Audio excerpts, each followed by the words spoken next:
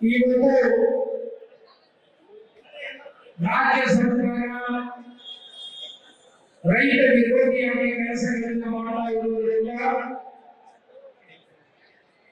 ಸಿಂಧನೂರಿನಲ್ಲಿ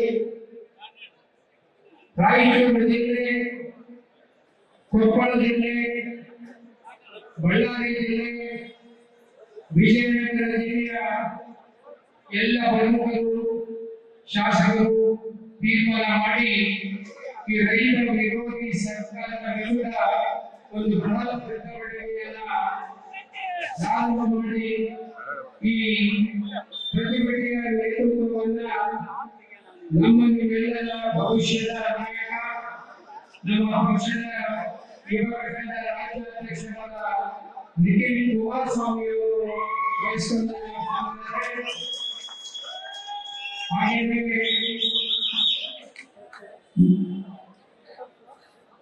ನಮ್ಮ ಪಕ್ಕದ ಕ್ಷೇತ್ರದ ಶಾಸಕರಾದ ಲಿಂಗರಾಜ ನಾಯಕರವರೇ, ಪಕ್ಕದ ಇನ್ನೊಬ್ಬ ಸಹೋದರಿ ಗಜಮೋ ನಾಯಕರವರೇ, ಯುವ ನಾಯಕ ಪಕ್ಕದ ನೀರು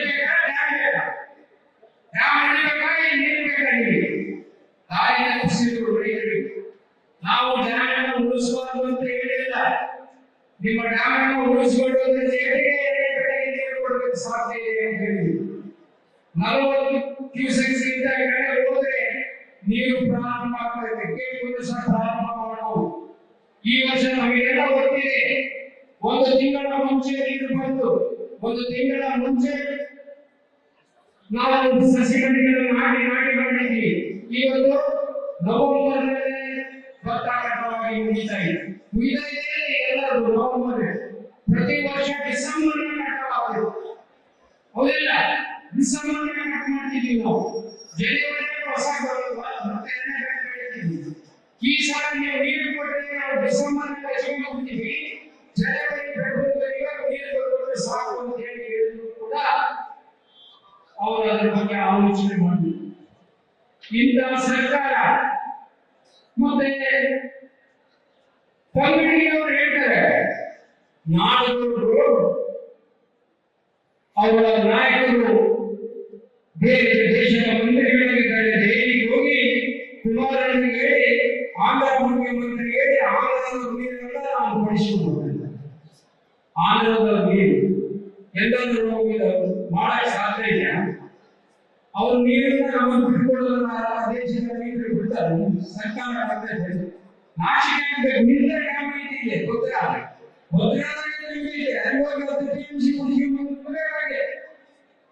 ಒಟ್ಟು ಮಾಡಿ ತೋರಿಸ್ತಾರೆ. ಅವ್ರು ನೋಡ್ತಾರೆ. ಎರಡನೇ ಕಡೆಗೆ ನೀರಿಲ್ಲ ಅನ್ನೋದು ಕೇಂದ್ರ ಸರ್ಕಾರದ ನಿರ್ಧಾರ ಅಂತ ಹೇಳ್ಬಿಟ್ಟ ದೊಡ್ಡ ಮನುಷ್ಯ. ಆತ ಮಂತ್ರಿ ಆಗಿದ್ದಾರೆ. ಜನರು ಮೂರ್ಖರಂತ ತಿಳಿಬೇಡ್ರಿ ಕನ್ನಡಿಗರೇ. ಜನ ನಿಮಗೆಲ್ಲ ಹುಷಾರಿದ್ದಾರ. ಬೋರ್ಡ್ ಇರೋದು ಸರ್ಟಿಫೈಡ್ ಮಾಡಿ ಅದು ನೀವು ಹೆಂಗ ಬಳಸಬೇಕು ಅನ್ನೋದು ಅವ್ರ ಕೆಲಸ ಅಲ್ಲ. ಕಾರ್ಯದರ್ಶಿಗಳನ್ನು ನೇಮಕ ಮಾಡಿರ್ತಾರೆ. ಅವರು ಆ ಡ್ಯಾಮಿನಲ್ಲಿ ಇರಬೇಕಂತ ನೀರು ಕರ್ನಾಟಕದ ಭಾಗ ಎಷ್ಟು, ಆಂಧ್ರದ ಭಾಗ ಎಷ್ಟು, ತೆಲಂಗಾಣದ ಭಾಗ ಎಷ್ಟು ಅಂತ ಅಷ್ಟೇ ತೀರ್ಮಾನ ಮಾಡೋದು. ನಿಮ್ಮ ಭಾಗ ಇಷ್ಟು ನೀರಿದೆ ಅಂತ ಹೇಳಿದ್ರೆ ಅದರಲ್ಲಿ ನೀವು 1 ಬೆಳೆ ಬೆಳಿತೀಯೋ, 2 ಬೆಳೆ ಬೆಳಿತೀಯೋ, 3 ಬೆಳೆ ಬೆಳಿತೀಯೋ ICC ಮೀಟಿಂಗ್ ಬಿಡಬೇಕು. ಸುಮ್ಮನೆ ನೀವೆಲ್ಲ ಬಂದ್ರೆ ಕೇಂದ್ರ ಸರ್ಕಾರದ ಮೇಲೆ ಪೂರ್ಣಗೊಳಿಸತಕ್ಕಂಥ ಕೆಲಸ ಮಾಡ್ತೀವಿ. ನಾಶಿಕೆಗಳಿಂದ ನಿಮಗೆ ನಿಮ್ಮ ರೈತರಿಗೆ 2 ಎಕರೆ ಮಾಡಿ ನಮ್ಮ ಒತ್ತಾಯ ಇಲ್ಲ. 2 ಎಕರೆಗೆ ನೀರು ಕೊಡಲಿಲ್ಲ ಆದರೆ 25,000 1 ಎಕರೆಗೆ ಪರಿಹಾರ ಕೊಡ್ತೈತಿ ಸರ್ಕಾರ. ಪರಿಹಾರ ಕೊಡೋಕ್ಕಾಗಿ ಅಂದ್ರೆ ಈ ವರ್ಷದ ಸಾವು ನೋಡಿ ಎಲ್ಲ ರೈತರು ಕುಮಾರಣ್ಣ ಮಾಡಿದ ಉದಾಹರಣೆ ಇಡೀ ದೇಶದ ಇತಿಹಾಸದಲ್ಲಿ, ದೇಶದ ಇತಿಹಾಸ ರಾಜ್ಯ ಅಲ್ಲ, ದೇಶದ ಇತಿಹಾಸದಲ್ಲಿ ಎಲ್ಲ ಸಹಕಾರಿ ಬ್ಯಾಂಕ್ಗಳ, ಪ್ರೈವೇಟ್ ಬ್ಯಾಂಕ್ಗಳ, ಕೋಆಪರೇಟಿವ್ ಬ್ಯಾಂಕ್ಗಳ ಸಂಪೂರ್ಣ ಸಾಧನೆಯನ್ನು ಮಾಡಿದ ಯಾವುದಾದರೂ ಮುಖ್ಯಮಂತ್ರಿ ಇದ್ರೆ ಅದು ಕುಮಾರಸ್ವಾಮಿ ಅವರು. 25,000 ಕೋಟಿ ಸಾಧನೆ ಮಾಡಿದ. ನೀವು ಕೈ ಮುಗಿದು ನೋಡಿಯಪ್ಪ, ಈ 1 ಬೆಳೆ ಸಾಲ ಈ ಸರ್ಕಾರಕ್ಕೆ ನಮ್ಮ ಒತ್ತಾಯ ಇದೆ. ನೀರು ಕೊಡೋಕ್ಕಾಗಿಲ್ಲ, ಪರಿಹಾರ ಕೊಡಿ, ಸಾಲ ಮನ್ನಾ ಮಾಡಿ. ಇದು ನಮ್ಮ ಒತ್ತಾಯ ಆಗಿರುತ್ತದೆ. ಇವತ್ತು ಈ ಜೋಳ ಬೆಳೆದ ರೈತರ ಪರಿಸ್ಥಿತಿ ಗೊತ್ತಿದೆ. ಹೋದ ವರ್ಷ ಜೋಳದ ಪರಿಸ್ಥಿತಿ ಏನಾಯಿತು ನಿಮಗೆ ಗೊತ್ತಿಲ್ಲ. ಅದರಿಂದ ನಾಮಕಾಗಿ ಏನಿತ್ತು, ಜೋಳ ಕಟಾವಿ ಆಗಿ 3-4 ತಿಂಗಳಾದ ಮೇಲೆ ಗಲಾಟೆ ಮಾಡಿದ ಮೇಲೆ ಖರೀದಿ ಕೇಂದ್ರವನ್ನು ಪ್ರಾರಂಭ ಮಾಡ್ತಾರೆ. ಖರೀದಿ ಕೇಂದ್ರ ಪ್ರಾರಂಭ ಮಾಡಿ ಉದ್ಘಾಟನೆ ಮಾಡಿದ ಮೇಲೆ ಚೀಲ ಇಲ್ಲ ಅಂತ ಹೇಳ್ತಾರೆ. ಹೌದಿಲ್ಲ? ಚೀಲ ಇರಲಿಲ್ಲ.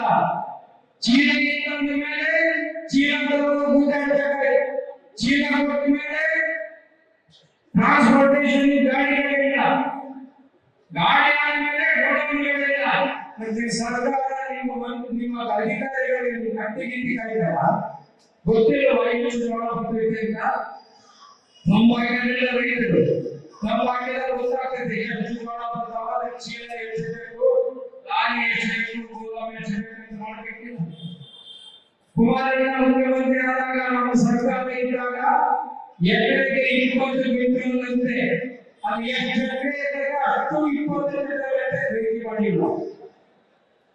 10 ಎಕರೆ ಇದ್ರೆ 200 ಕ್ವಿಂಟಲ್, 20 ಎಕರೆ ಇದ್ರೆ 400 ಕ್ವಿಂಟಲ್ ಖರೀದಿ ಮಾಡಬೇಕು ಅಂತ ಮಾಡಿದ್ದೀವಿ. ಈಗ ನಾವು ಒತ್ತಾಯ ಮಾಡ್ತೇವೆ, ಅದೇ ಮಾದರಿಯಲ್ಲಿ ಈ ಸ್ವರಾಜ್ಯ ಸಾರಿಗೆ ಜೋಳವನ್ನು ಖರೀದಿ ಮಾಡಬೇಕು. 20 ಕ್ವಿಂಟಲ್ ಅಂತೆ ಮಿತಿ ಇಲ್ಲದೆ ಜೋಳ ಖರೀದಿ ಆಗಬೇಕು. ಕೂಡಲೇ ಕಟಾವಾಗುವ ಮೊದಲೇ ಖರೀದಿ ಕೇಂದ್ರಗಳನ್ನು ತೆರೆಯಬೇಕು. ಹಾಗಾಗಿ ನಾನು ಸರ್ಕಾರಕ್ಕೆ ಒತ್ತಾಯ ಮಾಡ್ತೇನೆ,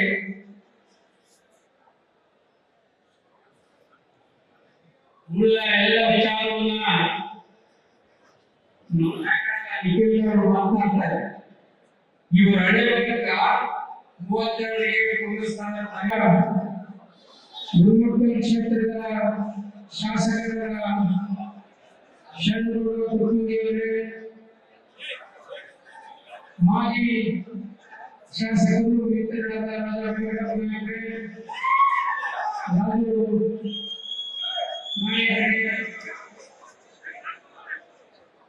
ಮಾದೇಶ್ ಪಾಟೀಲ್ ವೇದಿಕೆ ಮೇಲಿರುವ ಎಲ್ಲ ಪ್ರಮುಖ ನಾಯಕರೇ, ವೇದಿಕೆಯ ಮುಂಭಾಗದಲ್ಲಿರುವ ನನ್ನ ಎಲ್ಲ ರೈತ ಬಂಧುಗಳೇ, ಕ್ಷಮಿಸಬೇಕು. ವೇದಿಕೆ ಮೇಲಿರುವ ಹಿರಿಯರು, ನಮ್ಮೆಲ್ಲರ ಮಾರ್ಗದರ್ಶಕರು ಮತ್ತು ಮಾಜಿ ಶಾಸಕರು, ನಮ್ಮ ಪಕ್ಷದ ಕಾರ್ಯಾಧ್ಯಕ್ಷರಾದ ಹನುಮಂತಪ್ಪ ಆಲ್ಕೋಡ್ ಅವರೇ, ಇವತ್ತು 2ನೇ ಬೆಳೆಗೆ ನೀರು ಕೊಡೋಕ್ಕಾಗೋದಿಲ್ಲ ಅಂತ ಹೇಳಿ ಸರ್ಕಾರ ತೀರ್ಮಾನವನ್ನು ಮಾಡಿ ಅವರು ಹೇಳಿದ್ದು. ಇದು ಅವರ ಹಿರಿಯರು ಕೋರ್ ಕಮಿಟಿಯ ಅಧ್ಯಕ್ಷರಾದ ಕೃಷ್ಣಾರೆಡ್ಡಿ ಅವರೇ, ಈ ಸರ್ಕಾರ ನೀರು ಕೊಡುವುದಿಲ್ಲ ಅನ್ನೋದಕ್ಕೆ ಕಾರಣ ಏನಂದ್ರೆ, ನಮಗೆಲ್ಲ ಗೊತ್ತಿರುವ ಹಾಗೆ 2 ವರ್ಷದ ಹಿಂದೆ, ಸುಮಾರು 2 ವರ್ಷ ಆಗ್ತಾ ಬಂತು,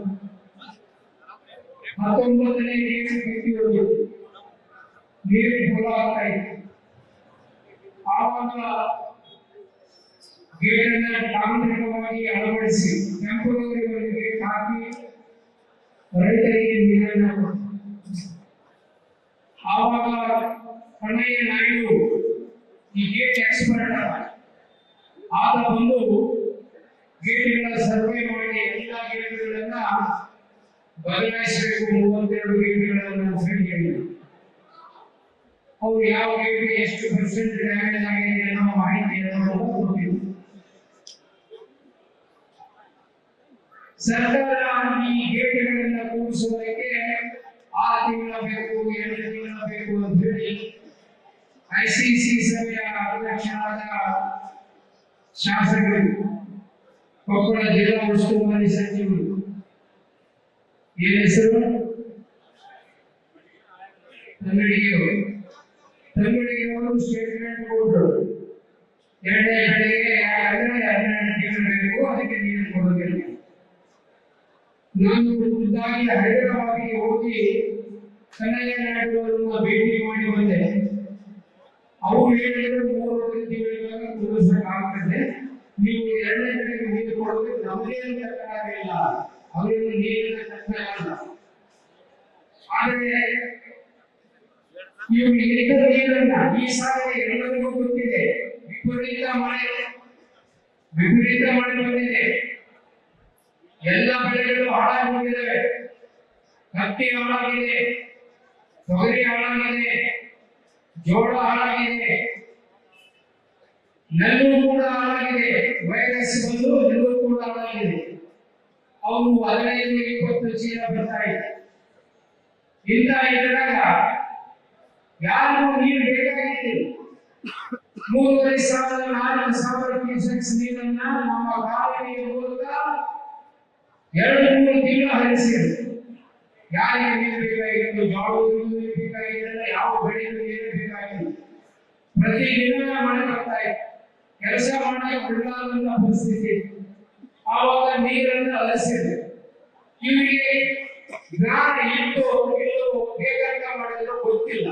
ಆದ್ರೆ ಮಂತ್ರಿಗೆ ICC ಚೇರ್ಮನ್ ಆದವರಿಗೆ, ಇರಿಗೇಷನ್ ಕನ್ಸಲ್ಟೇಟಿವ್ ಕಮಿಟಿಯ ಚೇರ್ಮನ್ ಆದವರಿಗೆ ನಾವು ಒಂದು ವೇಳೆ ರಿಸರ್ವೈನಿಂದ ನಮ್ಮ ಕಾಲುವೆಯ ಮೂಲಕ ನೀರನ್ನು ಪಡೆದರೆ ಅದು ನಮ್ಮ ನೆಟ್ಟಕ್ಕೆ ಖರ್ಚು ಬೀಳ್ತದೆ. ಆ ನೀರನ್ನು ನೀವು ಒಳಗೆ ಬಿಟ್ಟರೆ ನೆಟ್ಟಕ್ಕೆ ಬರಲಿಲ್ಲ. ನಾವು ಕಾಲುವೆಗಳ ಮೂಲಕ ಹರಿಸಿ ನೆಟ್ಟ ಬರಿಸಿದ್ವಿ. ಪಕ್ಕದ ಆಂಧ್ರ ಮತ್ತು ತೆಲಂಗಾಣದವರು ತಮ್ಮ ನೀರನ್ನು ಖರ್ಚು ಮಾಡದೆ ಹಾಗೆ ಉಳಿಸಿದ್ರು.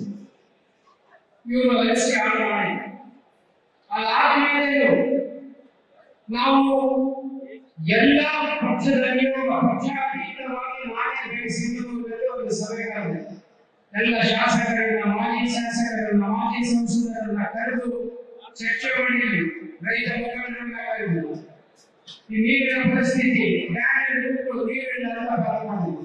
ಅವಾಗ ನಾವು ಒಂದು ನಿಯೋಗ ಹೋಗಿ ನೀರಾವರಿ ಮಂತ್ರಿಗಳಾದ DK ಶಿವಕುಮಾರ್ನ ರಾತ್ರಿ 1 ಗಂಟೆಗೆ ಬಿಡ್ತಾ ಇದ್ವಿ. ಭೇಟಿಯಾಗಿ ಅವರಿಗೆಲ್ಲ ಮಾಹಿತಿಗಳನ್ನು ಕೊಟ್ವಿ. ಮಾಹಿತಿಗಳನ್ನ ಕೊಟ್ಟು ನಾವು ಹಿಂಗ್ ಮಾಡಿ ಇಷ್ಟಿದೆ ನೀರು ಕೊಡೋಕೆ ಕಡಿಮೆ ಆದರೆ ಪ್ರತಿ ವರ್ಷ ನಾವು ಬೇಸಿಗೆಯಲ್ಲಿ ನೀರು ಕಡಿಮೆ ಆದರೆ ಭದ್ರಾದಿಂದ ನೀರು ತಂದು ಉದಾಹರಣೆ ಇದ್ದಾವೆ. ನಾನು ಶಾಸಕನಾದ ಎಲ್ಲ 4, 3, 5 TMC ನೀರು ಭದ್ರಾದಿಂದ ತಂದು 2ನೇ ಬೆಳೆ ಉಳಿಸಿದ್ದೀವಿ. ಈ ಸಾರಿ ಭದ್ರಾ ಡ್ಯಾಮ್ ಸಂಪೂರ್ಣ ತುಂಬಿ ಹರಿತಾ ಇದೆ. ನೀವು ಬೇಕಾದ್ರೆ 10-12 TMC ತಂದನ್ನು ಕೊಡಬಹುದಾಗಿತ್ತು. ಆದರೆ ಈ ಸರ್ಕಾರ ಅದನ್ನ ಮಾಡಿದ ಇವರಿಗೆ ನಾಚಿಕೆ ಬರಬೇಕು ಅಂತಕ್ಕಂಥ ಮಾತನ್ನು ಹೇಳ್ತೀವಿ.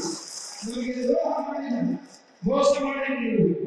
ಏನಂತ ಹೇಳಿದ್ರು ರೈತರಿಗೆ? ನೀರು ಬೇಕಾ, ಡ್ಯಾಮ್ ಬೇಕಾ? ಡ್ಯಾಮ್ ಹಿಡಿಬೇಕಾ, ನೀರು ಬೇಕಾ? ನಿಮಗೆ ದಾರಿ ತಪ್ಪಿಸಿದ್ರು ರೈತರಿಗೆ. ನಾವು ಡ್ಯಾಮನ್ನು ಉಳಿಸಬಾರದು ಅಂತ ಹೇಳಿಲ್ಲ. ನಿಮ್ಮ ಡ್ಯಾಮನ್ನು ಉಳಿಸಿಕೊಳ್ಳುವುದರ ಜೊತೆಗೆ ನೀರು ಕೊಡಬೇಕು ಸಾಧ್ಯ ಇದೆ ಅಂತ ಹೇಳಿದ್ರು. 40 ಕ್ಯೂಸೆಕ್ಸ್ ಇಂದ ಕಡೆ ಹೋದ್ರೆ ನೀರು ಪ್ರಾರಂಭ ಆಗ್ತದೆ. ಕೇಳಿಕೊಂಡು ಸಹ ಪ್ರಾರಂಭ ಮಾಡೋದು. ಈ ವರ್ಷ ನಮಗೆಲ್ಲ ಗೊತ್ತಿದೆ, 1 ತಿಂಗಳ ಮುಂಚೆ ನೀರು ಬಂತು. 1 ತಿಂಗಳ ಮುಂಚೆ ನಾವು ಸಸಿಗಳನ್ನು ನಾಟಿ ಮಾಡಿದ್ದೀವಿ. ಇವತ್ತು ನವೆಂಬರ್ನಲ್ಲಿ ಭತ್ತ ಕಟಾವಾಗಿ ಮುಗಿತಾ ಇದೆ. ಎಲ್ಲರೂ ನವೆಂಬರ್, ಪ್ರತಿ ವರ್ಷ ಡಿಸೆಂಬರ್ ಕಟಾವಾಗುತ್ತೆ. ಹೌದಿಲ್ಲ? ಡಿಸೆಂಬರ್ ಕಟ್ ಮಾಡ್ತಿದ್ದೀವಿ ನಾವು. ಜನವರಿ ಹೊಸ ಮತ್ತೆ ಈ ಸಾಲ ನೀವು ನೀರು ಕೊಟ್ಟರೆ ನಾವು ಡಿಸೆಂಬರ್ ಹೋಗ್ತೀವಿ. ಜನವರಿ ಫೆಬ್ರವರಿಗೆ ನೀರು ಕೊಟ್ಟರೆ ಸಾಕು ಅಂತ ಹೇಳಿ ಹೇಳಿದ್ರು ಕೂಡ ಅವರು ಅದರ ಬಗ್ಗೆ ಆಲೋಚನೆ ಮಾಡಿದ್ರು. ಇಂಥ ಸರ್ಕಾರ ಮತ್ತೆ ಪಂಗಡಿಯವರು ಹೇಳ್ತಾರೆ, ನಾಡಗೌಡರು ಅವರ ನಾಯಕರು ಬೇರೆ ದೇಶದ ಮಂತ್ರಿಗಳಿದ್ದಾರೆ, ದೆಹಲಿಗೆ ಹೋಗಿ ಕುಮಾರನಿಗೆ ಹೇಳಿ, ಆಂಧ್ರ ಮುಖ್ಯಮಂತ್ರಿಗೆ ಹೇಳಿ ಆಂಧ್ರದ ನೀರನ್ನ ನಾವು ಬಳಸಿಕೊಂಡು ಆಂಧ್ರದ ನೀರು ಎಲ್ಲರೂ ಮಾಡಕ್ ಸಾಧ್ಯ ಇಲ್ಲ. ಅವ್ರ ನೀರನ್ನ ನಾವು ಬಿಟ್ಕೊಡೋದನ್ನ ದೇಶದ ನೀರು ಬಿಡ್ತಾರೆ. ಸರ್ಕಾರ ನಾಚಿಕೆ ನಿಂದ ಡ್ಯಾಮ್ ಇದೆ ಭದ್ರಾದಲ್ಲಿ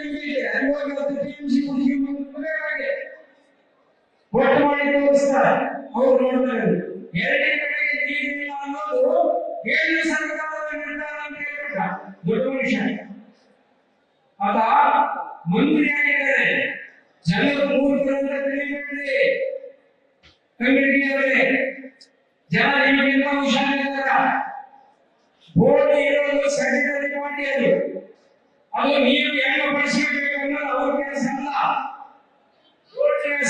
ಕಾರ್ಯದರ್ಶಿಗಳನ್ನು ನೇಮಕ ಮಾಡಿರ್ತಾರೆ. ಅವರು ಆ ಡ್ಯಾಮಿನಲ್ಲಿ ಇರಬೇಕಂತ ನೀರು ಕರ್ನಾಟಕದ ಭಾಗ ಎಷ್ಟು, ಆಂಧ್ರದ ಭಾಗ ಎಷ್ಟು, ತೆಲಂಗಾಣದ ಭಾಗ ಎಷ್ಟು ಅಂತ ಅಷ್ಟೇ ತೀರ್ಮಾನ ಮಾಡೋದು. ನಿಮ್ಮ ಭಾಗ ಇಷ್ಟು ನೀರಿದೆ ಅಂತ ಹೇಳಿದ್ರೆ ಅದರಲ್ಲಿ ನೀವು 1 ಬೆಳೆ ಬೆಳಿತೀಯೋ, 2 ಬೆಳೆ ಬೆಳಿತೀಯೋ, 3 ಬೆಳೆ ಬೆಳಿತೀಯೋ ICC ಮೀಟಿಂಗ್ ಬಿಡಬೇಕು. ಸುಮ್ಮನೆ ನೀವೆಲ್ಲ ಬಂದ್ರೆ ಕೇಂದ್ರ ಸರ್ಕಾರದ ಮೇಲೆ ಪೂರ್ಣಗೊಳಿಸತಕ್ಕಂಥ ಕೆಲಸ ಮಾಡ್ತೀವಿ. ನಾಚಿಕೆಗಳಿಲ್ಲ ನಿಮಗೆ. ನಿಮ್ಮ ರೈತರಿಗೆ 2 ಎಕರೆ ಕೊಡವಾಗಿ ನಮ್ಮ ಒತ್ತಾಯ ಇಲ್ಲ. 2 ಎಕರೆಗೆ ನೀರು ಕೊಡಲಿಲ್ಲ ಆದರೆ 25,000 1 ಎಕರೆಗೆ ಪರಿಹಾರ ಕೊಡ್ಬೇಕು ಸರ್ಕಾರ. ಪರಿಹಾರ ಕೊಡಲಿಲ್ಲ ಅಂದ್ರೆ ಪರಿಹಾರ ಕೊಡಬೇಕಾಗಿ ಅಂದ್ರೆ ಈ ವರ್ಷದ ಸಾವು ನೋಡಿ ಎಲ್ಲ ರೈತರು ಕುಮಾರಣ್ಣ ಮಾಡಿದ ಉದಾಹರಣೆ ಇಡೀ ದೇಶದ ಇತಿಹಾಸದಲ್ಲಿ, ದೇಶದ ಇತಿಹಾಸ ರಾಜ್ಯ ಅಲ್ಲ, ದೇಶದ ಇತಿಹಾಸದಲ್ಲಿ ಎಲ್ಲ ಸಹಕಾರಿ ಬ್ಯಾಂಕ್ಗಳ, ಪ್ರೈವೇಟ್ ಬ್ಯಾಂಕ್ಗಳ, ಕೋಆಪರೇಟಿವ್ ಬ್ಯಾಂಕ್ಗಳ ಸಂಪೂರ್ಣ ಸಾಲವನ್ನು ಮಾಡಿದ ಯಾವುದಾದರೂ ಮುಖ್ಯಮಂತ್ರಿ ಇದ್ರೆ ಅದು ಕುಮಾರಸ್ವಾಮಿ ಅವರು. 25,000 ಕೋಟಿ ಸಾಲವನ್ನು ಮಾಡ್ಯಾರ. ನೀವು ಕೈ ಮುಗಿದು ನೋಡಿಯಪ್ಪ, ಈ ಒಂದು ಬೆಳೆಯ ಸಾಲವನ್ನು ಮಾಡಿ ನಮ್ಮ ರೈತರು ಉಳಿಸಿ. ಈ ಸರ್ಕಾರಕ್ಕೆ ನಮ್ಮ ಒತ್ತಾಯ ಇದೆ. ನೀರು ಕೊಡೋಕ್ಕಾಗಿಲ್ಲ, ಪರಿಹಾರ ಕೊಡಿ, ಸಾಲ ಮನ್ನಾ ಮಾಡಿ. ಇದು ನಮ್ಮ ಒತ್ತಾಯ ಆಗಿರುತ್ತದೆ. ಇವತ್ತು ಈ ಜೋಳ ಬೆಳೆದ ರೈತರ ಪರಿಸ್ಥಿತಿ ಗೊತ್ತಿದೆ. ಹೋದ ವರ್ಷ ಜೋಳದ ಪರಿಸ್ಥಿತಿ ಏನಾಯಿತು ನಿಮಗೆ ಗೊತ್ತಿಲ್ಲ. ಅದರಿಂದ ನಾಮಕಾಗಿ ಏನಿತ್ತು, ಜೋಳ ಕಟಾವಿ ಆಗಿ 3-4 ತಿಂಗಳಾದ ಮೇಲೆ ಗಲಾಟೆ ಮಾಡಿದ ಮೇಲೆ ಖರೀದಿ ಕೇಂದ್ರವನ್ನು ಪ್ರಾರಂಭ ಮಾಡ್ತಾರೆ. ಖರೀದಿ ಕೇಂದ್ರ ಪ್ರಾರಂಭ ಮಾಡಿ ಉದ್ಘಾಟನೆ ಮಾಡಿದ ಮೇಲೆ ಚೀಲ ಇಲ್ಲ ಅಂತ ಹೇಳ್ತಾರೆ. ಹೌದಿಲ್ಲ? ಚೀಲ ಇರಲಿಲ್ಲ. ಚೀಲ ಇಲ್ಲಂದ ಮೇಲೆ ಚೀಲ ಉದ್ಘಾಟನೆ, ಚೀಲ ಕೊಟ್ಟ ಮೇಲೆ ಟ್ರಾನ್ಸ್ಪೋರ್ಟೇಷನ್ ಗಾಡಿಗಳಿಲ್ಲ, ಗಾಡಿ ಆದ್ಮೇಲೆ ಗೋಡೌನ್ಗಳಿಲ್ಲ.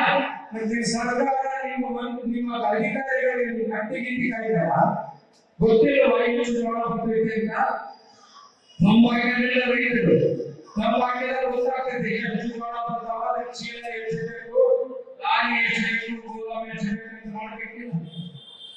ಕುಮಾರಣ್ಣ ಮುಖ್ಯಮಂತ್ರಿ ಆದಾಗ ನಮ್ಮ ಸರ್ಕಾರ ಇದ್ದಾಗ ಎಕರೆಗೆ 20 ಕ್ವಿಂಟಲ್ ಅಂತೆ. ಅದು ಎಷ್ಟು ಎಕರೆ ಅಷ್ಟು 20 ಕ್ವಿಂಟಲ್ ಖರೀದಿ ಮಾಡಿಲ್ಲ. 10 ಎಕರೆ ಇದ್ರೆ 200 ಕ್ವಿಂಟಲ್, 20 ಎಕರೆ ಇದ್ರೆ 400 ಕ್ವಿಂಟಲ್ ಖರೀದಿ ಮಾಡಬೇಕು ಅಂತ ಮಾಡಿದ್ದೀವಿ. ಈಗ ನಾವು ಒತ್ತಾಯ ಮಾಡ್ತೇವೆ, ಅದೇ ಮಾದರಿಯಲ್ಲಿ ಈ ಸ್ವರಾಜ್ಯ ಸಾರಿಗೆ ಜೋಳವನ್ನು ಖರೀದಿ ಮಾಡಬೇಕು. 20 ಕ್ವಿಂಟಲ್ ಅಂತೆ ಮಿತಿ ಇಲ್ಲದೆ ಜೋಳ ಖರೀದಿ ಆಗಬೇಕು. ಕೂಡಲೇ ಕಟಾವಾಗುವ ಮೊದಲೇ ಖರೀದಿ ಕೇಂದ್ರಗಳನ್ನು ತೆರೆಯಬೇಕು. ಹಾಗಾಗಿ ನಾನು ಸರ್ಕಾರಕ್ಕೆ ಒತ್ತಾಯ ಮಾಡ್ತೇನೆ,